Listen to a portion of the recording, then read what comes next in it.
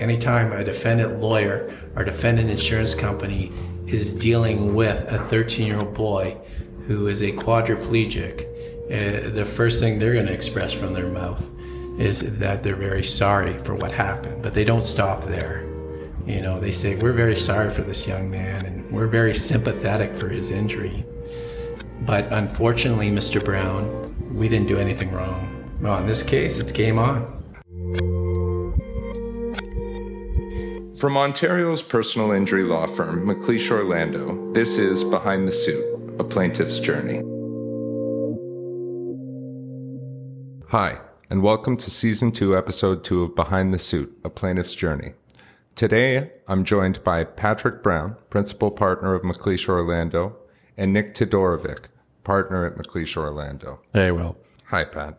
So I wanted to talk to you guys. You only work on contingency, correct? Correct. What does that mean? Well, I mean, everyone probably has heard of you don't pay unless we win. So it's essentially an agreement that you enter into between two parties where in order to get a fee, you have to get compensation for your client. So it's kind of like those the radio ads. No win, no fee. No win, no pay. But you got to remember, well, like on that, our clients, they're coming generally from pretty multi-trauma situations. So they have very limited resources. In a lot of instances, you know, they don't have income coming in because of their injuries. And so certainly in this area of the law, they don't always have the financial means to pay. And so this allows them the opportunity, you know, to hire lawyers like us and not have to pay until the end of the case. And then as well, no win, no pay, have that understanding that, you know, they're not going to be paying us hundreds of thousands of dollars as they lose. It's just too much for them. So for the most part, people go and do it on a contingency basis. So, but that puts quite a bit of risk on your part. If you lose the case, you never get paid, right? That's right. I mean, we're a firm and we have salaries and we have rent. We have all kinds of things that keep the firm moving forward. We pay as overhead. And we cover that overhead with a portion of the fees. So if you lose and you don't have that fee portion coming in, then you're not covering your overhead. But even more so, when you're talking about not just getting paid, we actually finance the case. So in every case, especially larger cases and multi-trauma, you need all kinds of experts. And those experts cost money and big money. And we actually finance that. So meaning we don't have banks or anything. It's actually us that pays the money to finance the case. So you are paying your own money to finance these cases? Yeah, it's my money. I lose. So in addition to not only if I lose the case, do I not get paid any fees, but I will lose everything that I invested in that case. We're self-financed. That gives us the ability to control what we want. Number two, it means we have a big war chest, and it allows us to take on big cases. To put together a case on a contingency fee basis, to litigate one of these cases, what do you need? Like, what goes into it? What are you spending that money on? Well, like I said, it's a lot to do with experts. So you've got all kinds of liability experts. That's where you're proving the case that somebody did something wrong. They can come in all kinds of forms. Then you got all kinds of medical experts, you know, depending on the nature of the injury. It could be neurologists, it could be orthopedic surgeons, it could be neuropsychologists. You got future care cost experts, you got forensic accountants. So you really do have a list of different experts to prove different issues inside a court. All right, so I guess that with that list of various experts, the cost can climb pretty quickly and the stakes are high. It's high stakes poker. There's no doubt about that. All right, so with that in mind, I mean, do you only take on cases that you know that you can win for sure? Well, we don't always do that. You know, sometimes you got to go for it, Will. And even when you think you might have a winner, the problem that any lawyer in this type of area will encounter is, for the most part, you're probably going to be in front of a jury of 6 random people. And that's how civil litigation happens in Ontario for personal injury matters. And with these 6 random people, they are absolutely unpredictable on how they're going to decide these cases, because everyone is coming at it from a different angle and how they have their own backgrounds and their own prejudices and that type of thing. Everyone's always going to decide the case based on their own personal preferences. And so we kind of treat these cases as a big wild card. And I agree with everything Nick said. It is unpredictable because of the 6 people. And the other thing about Ontario is, unlike a lot of other jurisdictions, and you might see this on television, where they get to ask the potential juror, certain questions in order to ferret out the biases or to see if they're not impartial. We don't have that here in Ontario. So we don't have a video where I can ask questions to find that out. For the most part, all we know about those 6 people, their name, where they live, and what they do for a job. Other than that, we have limited, if not no other information. And then the other kicker is, how you have challenges, and you might hear this, like you can knock a juror off.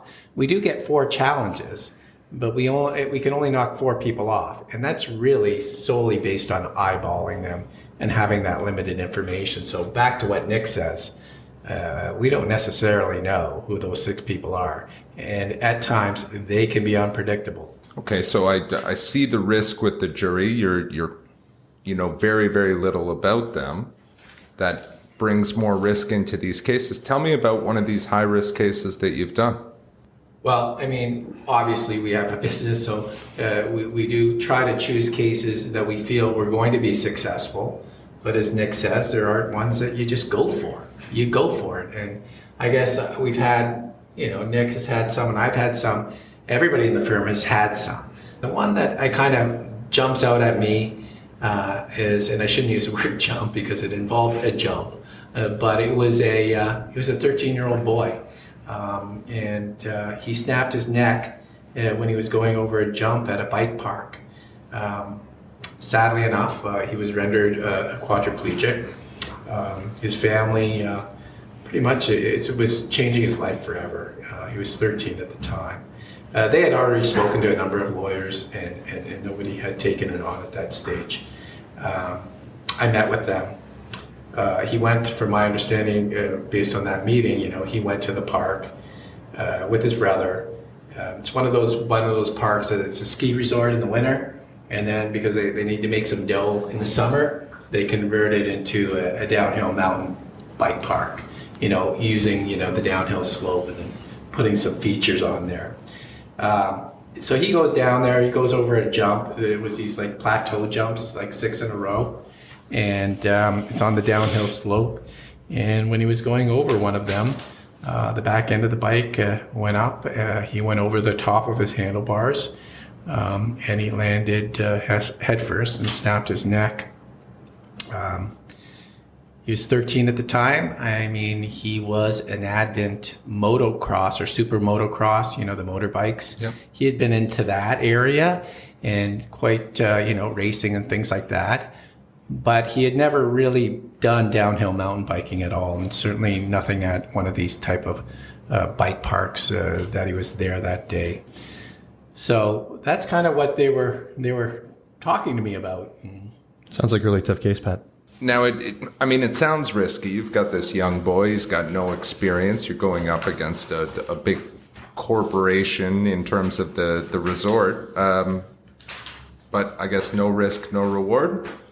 Well, that's the thing. And I think all of us can say this, feel the same way, that it's the cases like this that really bring a ton of meaning to what we do. That's so true, Nick. And you know what?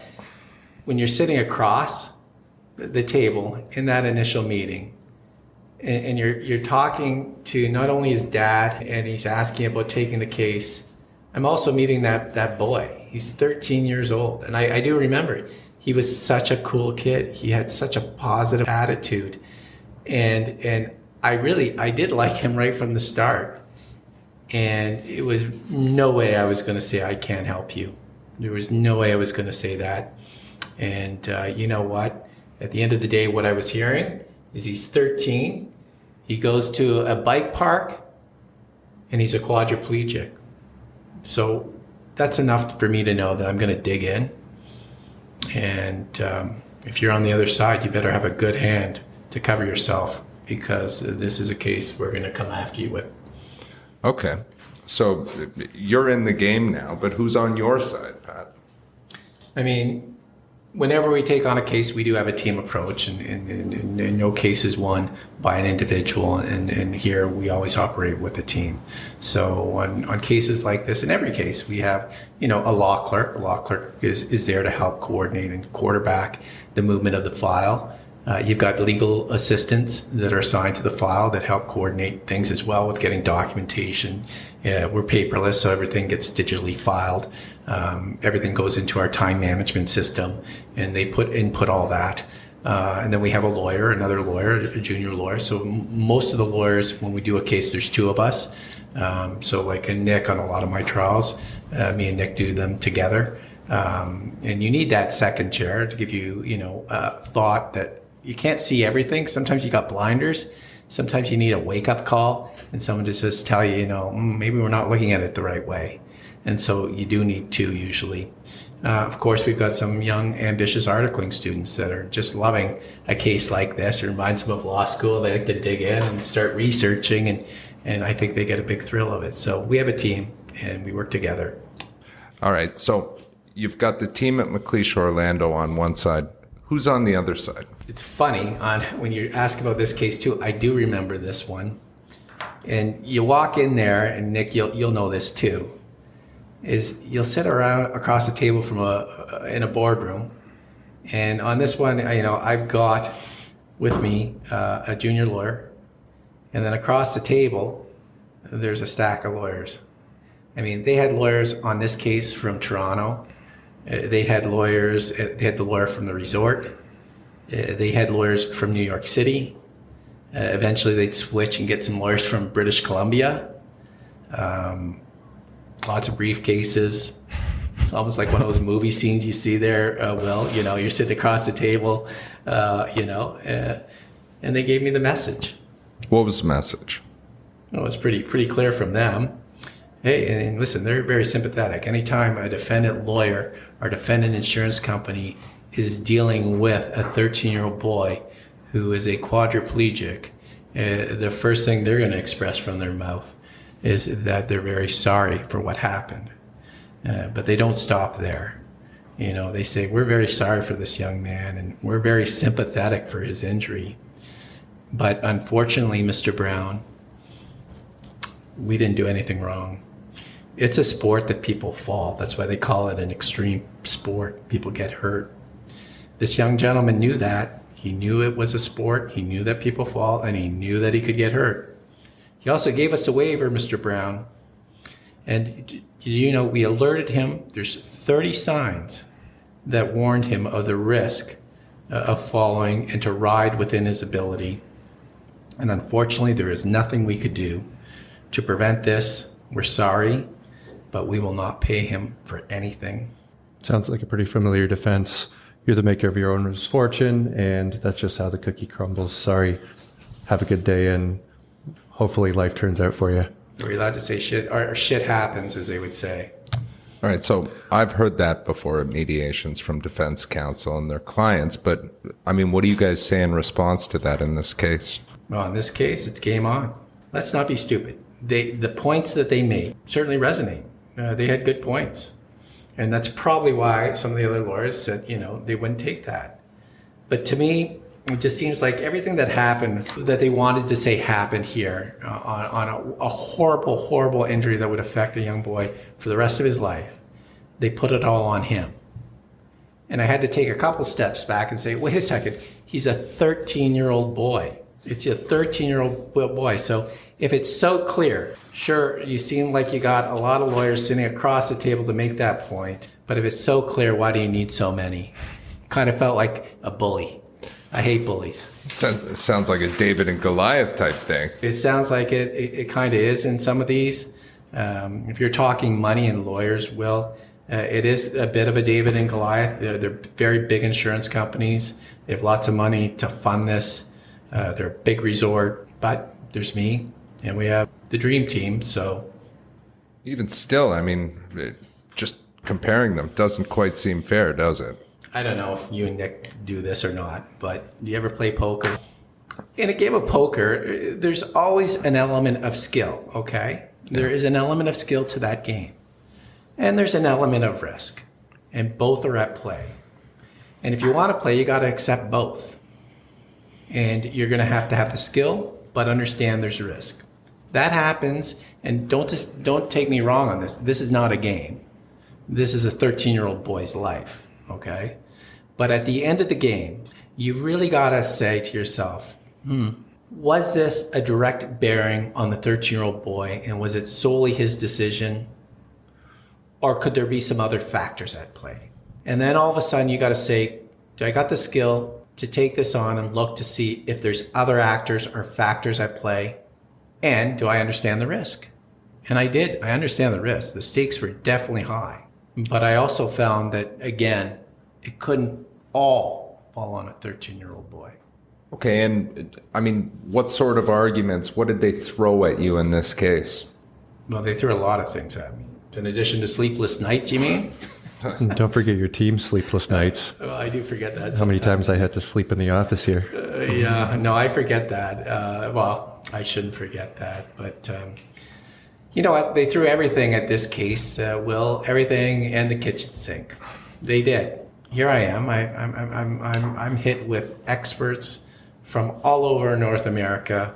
They come at me with a mechanical engineer, from Berkeley in California. He's coming to give his opinion that, this was something that was normal. He was leaning too forward. Again, his opinion was really based on the activity of a 13-year-old. This guy lectured all over, these ski resort conferences and trade shows. Then they hit me with this expert trail design and bike parks expert, where he said, it was pretty consistent with all the other parks in North America in terms of difficulty. And then they come at me with, this guy from British Columbia, who's an expert. He kind of comes to say super motocross and downhill mountain biking is pretty transferable skills in part. And so he was more than just a beginner. He was more of an experienced downhill mountain biker. And then they hit me with the New Hampshire expert. He's, one of these guys that 34 years of his career was teaching mountain resource and risk management. I'd call him more of a glorified ski patroller. He says, hey, this is run just like every other place in North America, and they follow all their risk management techniques and safety techniques, and they didn't do anything wrong. And of course, somebody from Whistler says that this bike park was like the others, and I was facing all these experts coming at us and essentially trying to prove, hey, we didn't do anything wrong. All right, so you've got a litany of these experts. Is that what they would refer to as hired guns? Sounds about right. The rich ones at that. Yeah, these experts do cost a lot of money, but we're ready. We fired back with our experts. We threw a few twists here and there for them. So, Pat, let's talk about how much you spent on these disbursements. You're not going to share that with my wife, are you? No. Okay. Let's ballpark it. I mean, obviously, it's probably like north of 50, Yep. north of 100. Yep. It can't be more than 200. Yep. If you say 300, I'm out of here. Okay. See you next. Oh my God.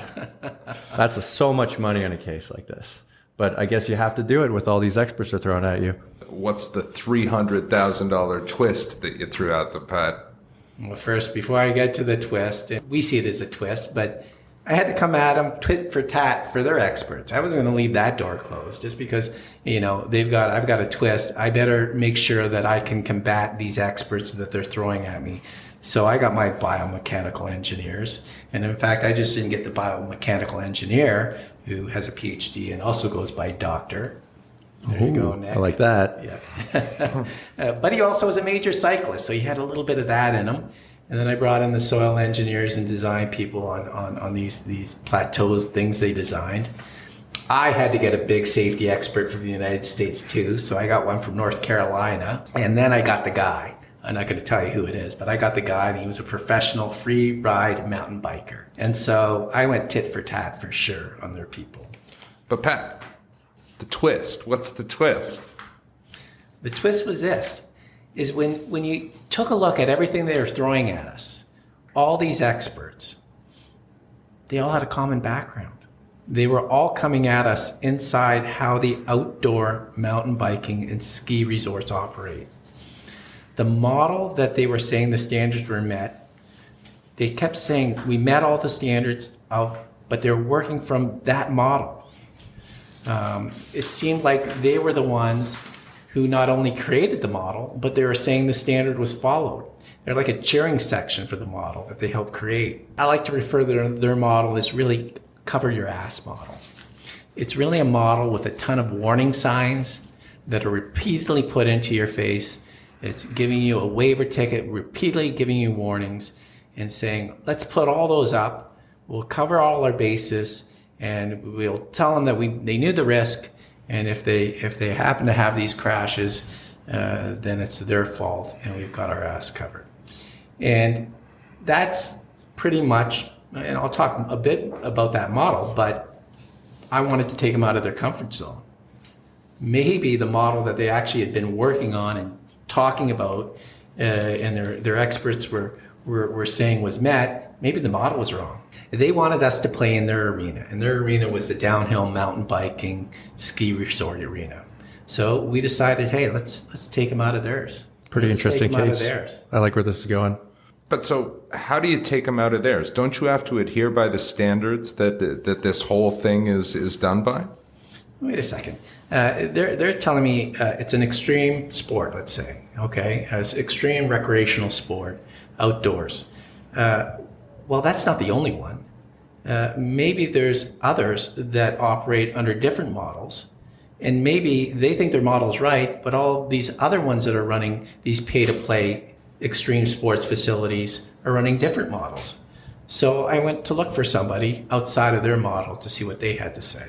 And what was that? I eventually found someone, and I found a professor. And this professor was a professor teaching at a college level in the area of outdoor adventure recreational sports. And what he was doing was he was teaching students who were going to go into these industries how to handle risk management, what safety protocol put in place, and specifically what to do when children are involved. Let's not forget on this. This was a 13-year-old kid. That's called a minor. And as you know, Nick, minors have a different role when it comes to the law. That's true.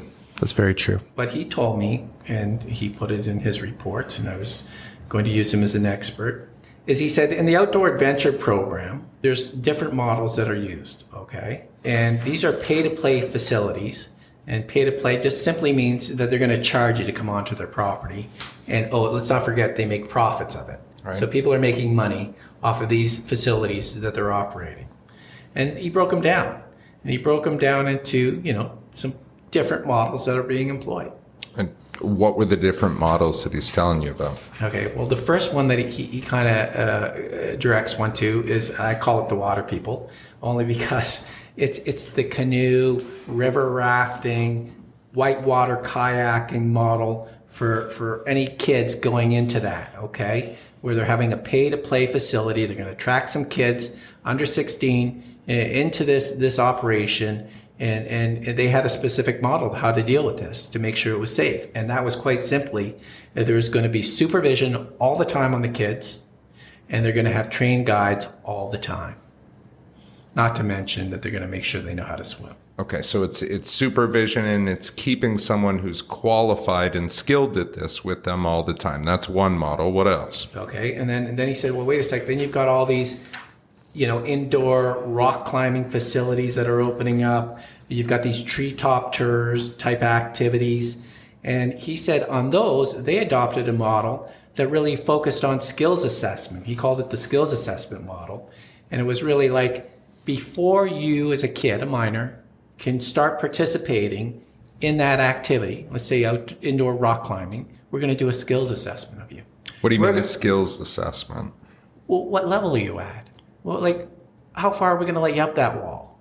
Okay. Are we going to let you all the way to the top and never see if you actually can do the first level? And so they do a skills assessment on the kid before they get to the wall. and they really are trying to find out what they can or can't do. And that was their skills assessment model. The other one he talked about was more of a supervision model used by the school boards. And take, for instance, if you had kids going to a ski hill, he called it the STAR test model. And when the kids show up, because you could have kids going to, a school day, ski day, whatever they want to call it, where everybody has to go skiing. And they're under the STAR test model. Again, they get a skills assessment before they get on that ski lift chair. And that even in that model, they incorporate mandatory lessons for the kid and supervision. So that was another model that was being employed out there on these type of activities. All right, so you've given us, and your expert has given us, different models and the way that different industries regulate and assess who can participate in these activities. But what about this resort? What was their model? What were they doing? He talked about it. He called it a high volume, low interaction model. And because the downhill mountain biking was really something that they were using in the summertime, but in the wintertime, these resorts were using it for ski facilities. They really were adopting the ski resort kind of model, which was this high volume, low interaction. You buy your ticket for the lift and off you go.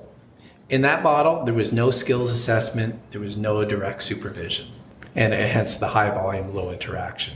Of course, that model also had all the signage and the warnings. So when you looked at all the models and you had to go back and you had to look at this case, and despite all their experts, I mean, you've heard the term, the king had no clothes. Yeah. That's exactly what I, in my expert, saw, is that the model that they were using wasn't necessarily the model that other people were using. It had big holes, and in those holes, it was kid safety. And they didn't have the skills assessment, they didn't have the supervision, and this young man was a first-time beginner, and if they had those in place, this wouldn't have happened. So that's how we came at him.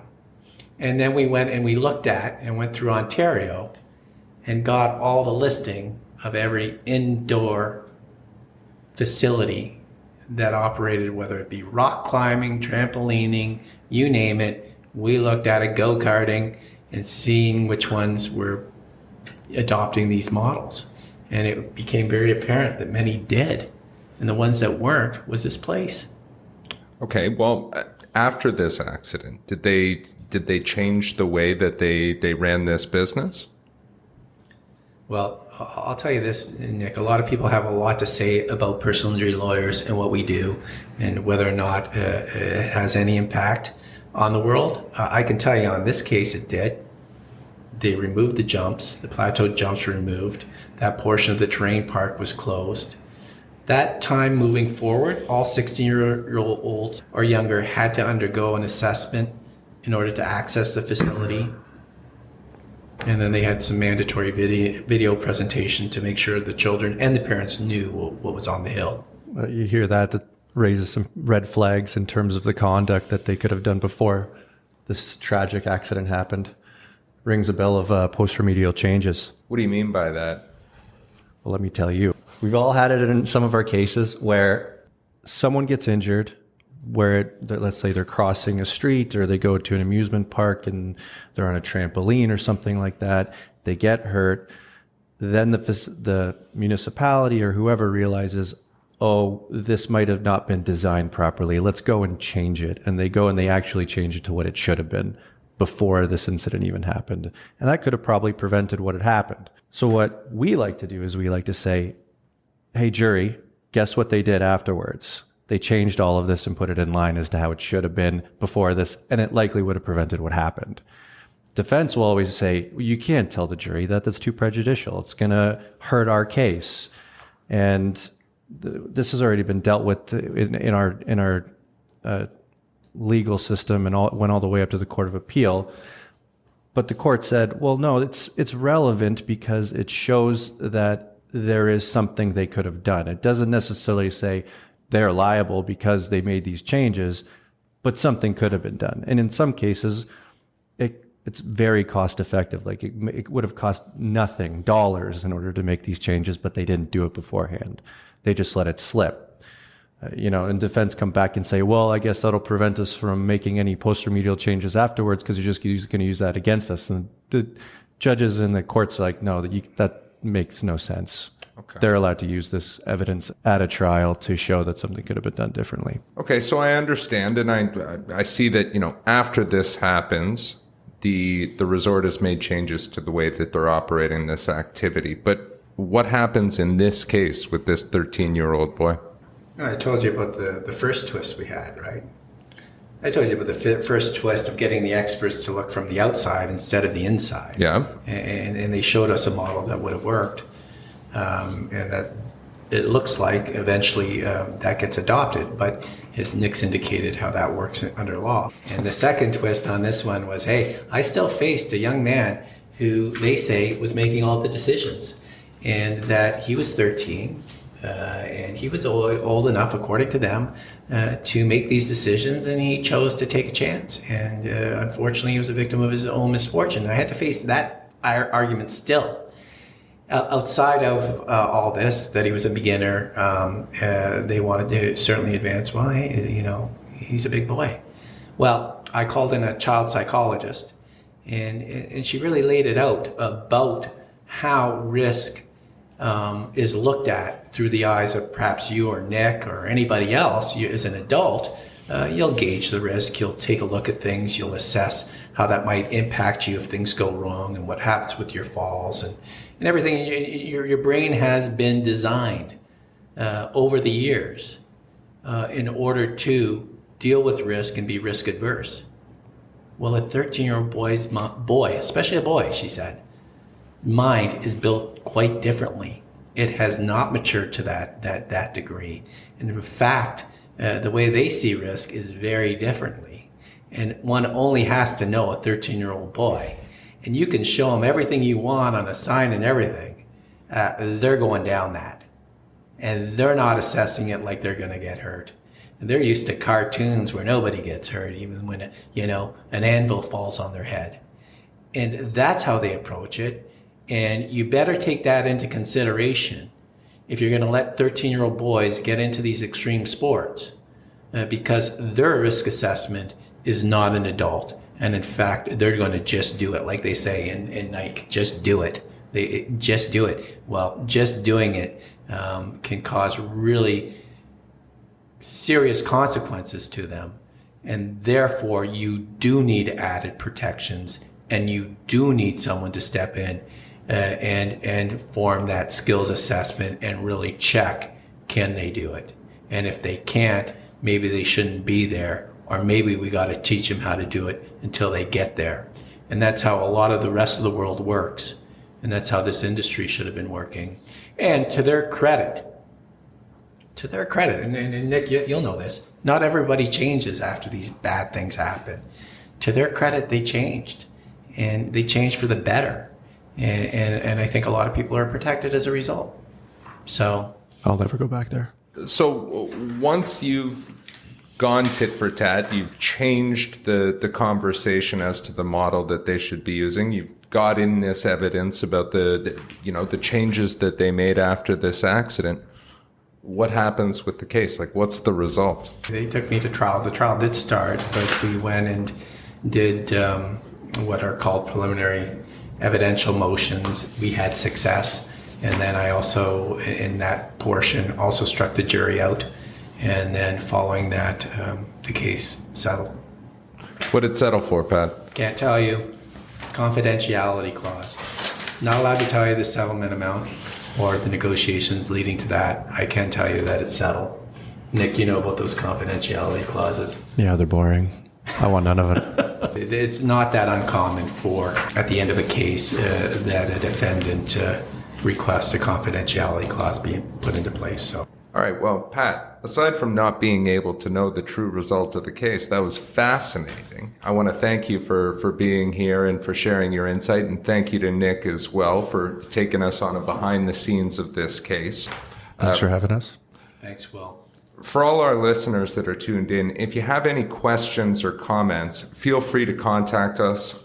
You can reach us by email at info@mollp.com, or you can call us toll free at 1-866-366-3311.